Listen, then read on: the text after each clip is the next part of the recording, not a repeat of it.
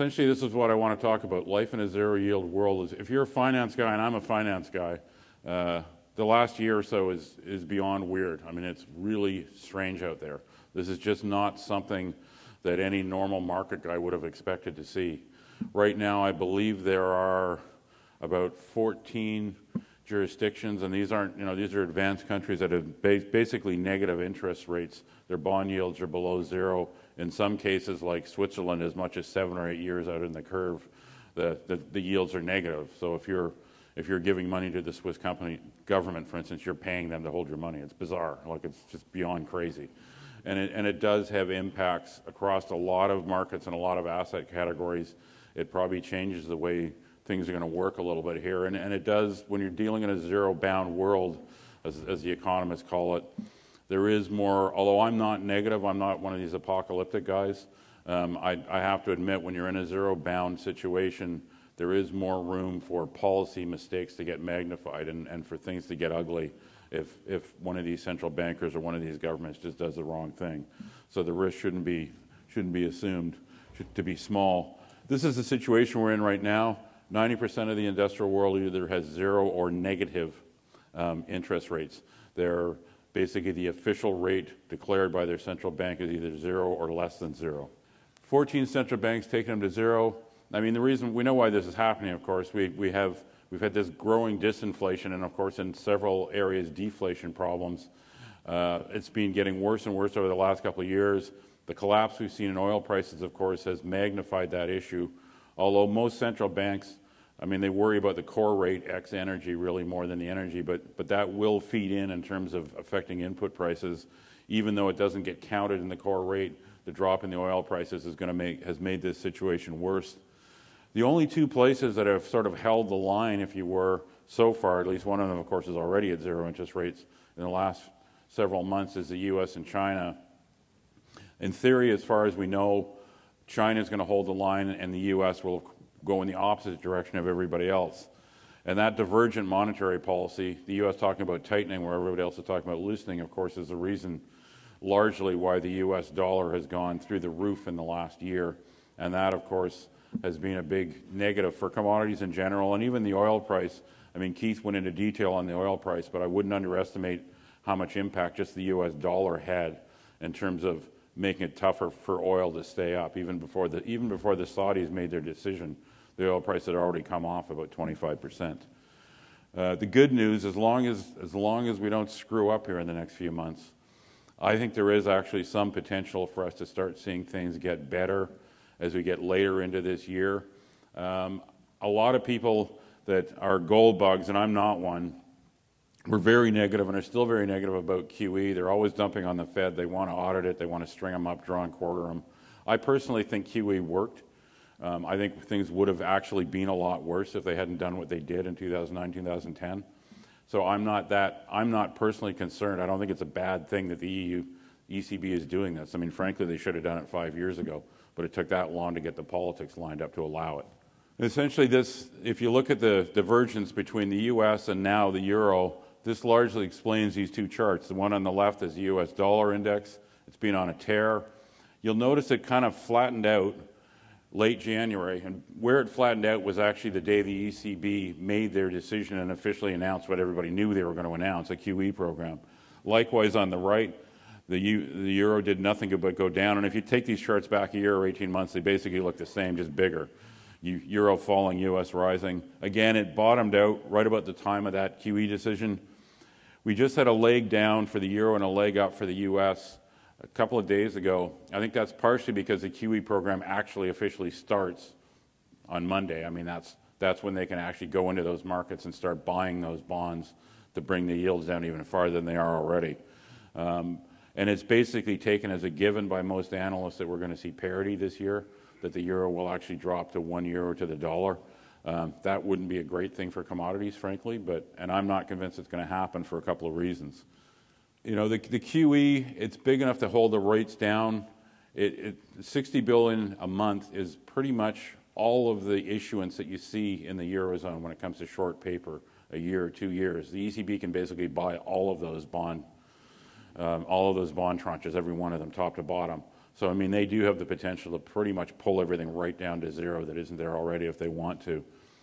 And it may be that everybody else but me is right and that we do go to parity, because certainly that sort of a yield background doesn't give a currency trader a lot of reasons to buy a currency. But the other reason, of course, why the U.S. dollar has done well is because the U.S. economy, relatively speaking, has done well. And we are actually starting to see a lot of green shoots in Europe. By and large, Europe has actually been, and it doesn't get reported much, I don't know why, but by and large, most of the positive surprises I've seen in economic stats in the last couple of months have not been the U.S., they've been in Europe. Europe's actually been the one with the good news, relatively speaking.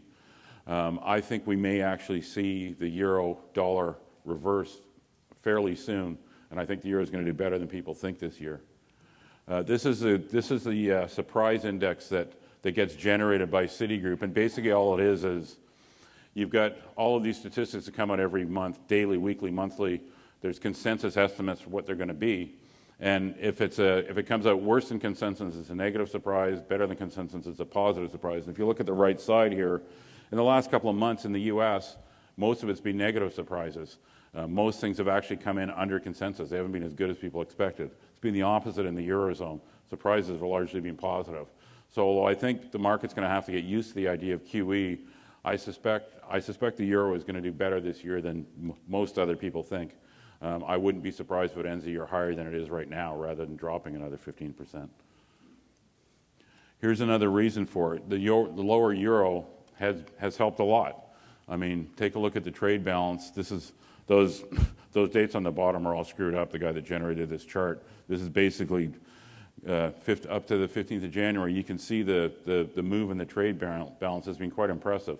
The euro has actually done a very good job of generating trade surpluses in the last little while. The low euro has really helped. The one fly in the ointment that if I've got any concern when it comes to these currency issues, it's China. And the reason why I'm worried about China is because if I was sitting in Beijing, I'd be saying to myself, 2009, we took one for the team. Everybody else devalued. We didn't. We generated a $2 trillion infrastructure program. We're largely responsible. The Fed gets all the credit and everybody gives Greenspan and Bernanke standing ovations. Things would have been a lot different if China hadn't reacted the way they did in 2009. I mean, they really helped turn the entire world economy around and kept things from really going over a cliff. And if I was sitting in Beijing, I'd be going like, do we have to be the good guys again? Why is it our job? Take a look at what the Chinese currency has done here, and what you're seeing here compared to the yen, it's up about 50% in the last 3 years. Compared to the euro, it's up about 15%. It's flat to the dollar because they effectively peg it to the dollar. But if I had anything that I'd be worried about this year on the currency side, it's that China says, the hell with this.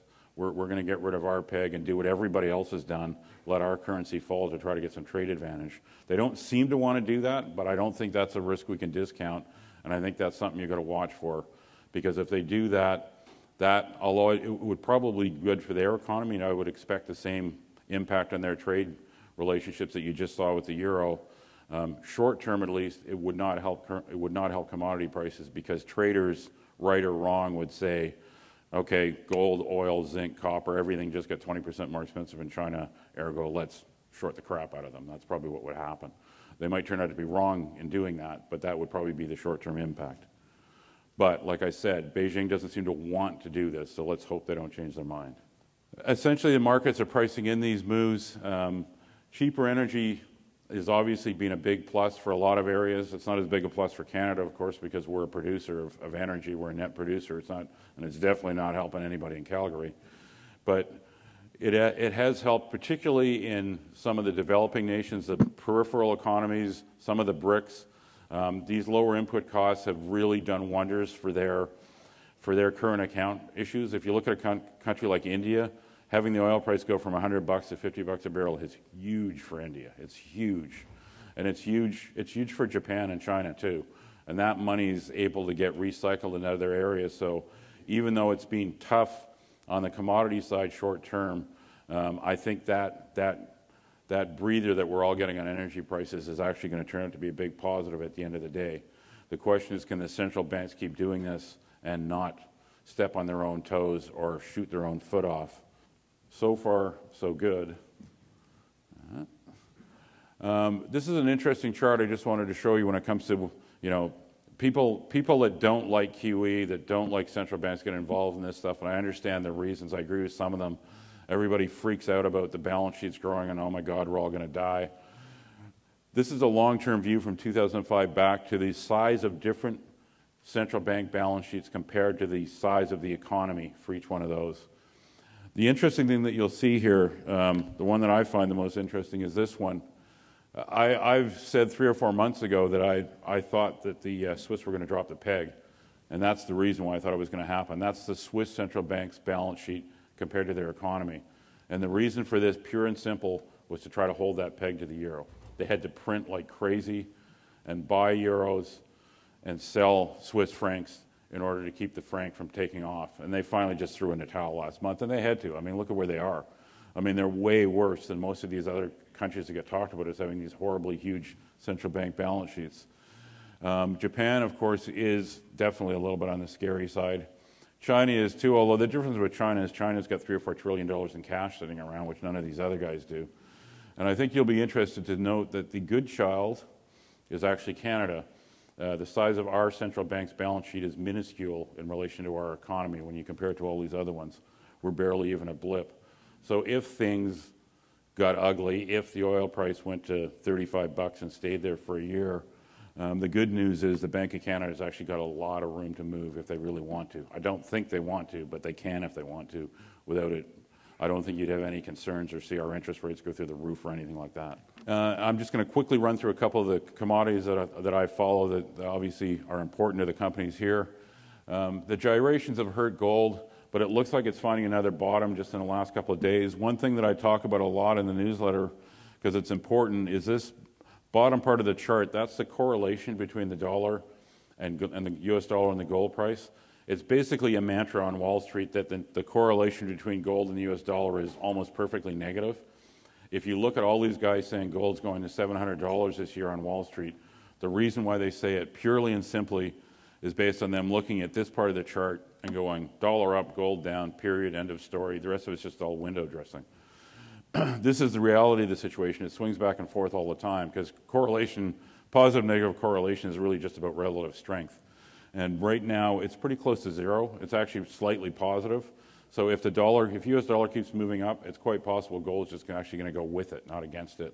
I personally think what will happen if what I think is going to go on with the euro actually takes place, I expect this to actually move towards negative again.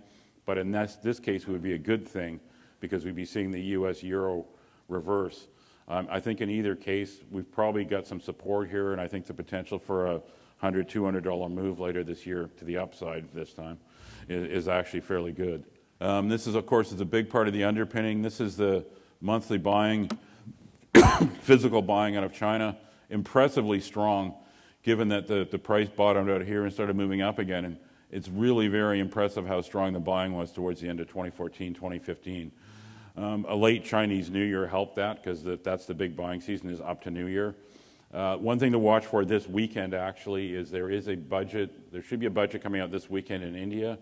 There has been word that they're going to cut the tariff substantially on gold imports, and the reason for that is because of the drop in energy prices. Basically, their current account's in way better shape than it was. I have no clue whether that's going to happen. There is some feeling that, although India's been a fairly strong buyer too, it's been a little weak lately because guys have been waiting to see if this tariff is going to get cut.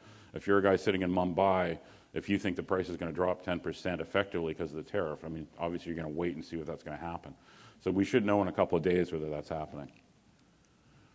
Copper is just the third one that I'll talk about here. Scared the heck out of everybody late last year.